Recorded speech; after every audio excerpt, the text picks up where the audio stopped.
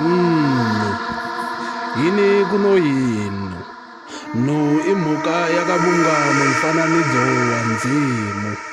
No imhuka inamano malefu. Goga kene kwakajalo. Apa no unabubuya kene.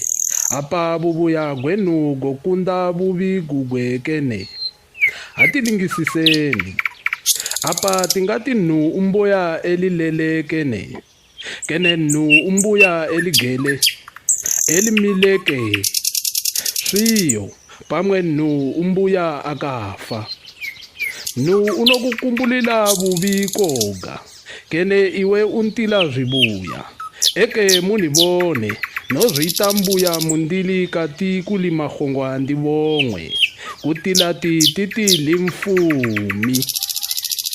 Atibgilileni hule. Pamwe nu wakanaka elilele. Koga imindoti. Nu ana bubuya. Bubuya gugwe guhomanana mububibi. Nu elilele unokuolotela zwakaipa. Unokuolotela magwadzi. Uyenda sine lufu. Nu ana bubuya. Nu atembuya kene eligelezwe. Nu eligele unokulinga nemeho ahele lubengo. Unokuleba zwakaipa ekuyemulila kose kubibi. Bubuya gwenu agupo kene elimile. Nu elimile engakutila bonyongo. Engakupfula ekukabunganya. Ekutsamba ekukubaza ekubulaya. Ndizo nditi nu umbimbi. Eke siyo pamwe nu umbuya akafa. Koga imi ndishapama zvangu ndikati nu hana bubuya. Bubuya gwenu agupo kene akafazve. Nu akafa unokumukila puku. Efuta moto ekumukila duhwani.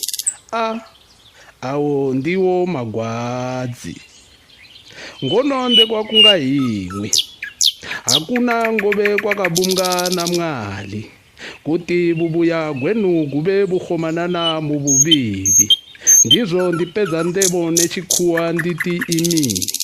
No is no good forever. Bubuya gwenu guhomanana mububibi. Ndaleba imi nkololo wakamabuwe kubuhe. Zigzag manyongo vigo nyanala kamonana. Maipe dukhani methu. Kankiri genge hale bukalanga. Funda ntama ngumba muze inolingika yakaipa kuhe koga mukati yakasenga zvinotapila. Ndikati imi. No is no good forever. No umbi.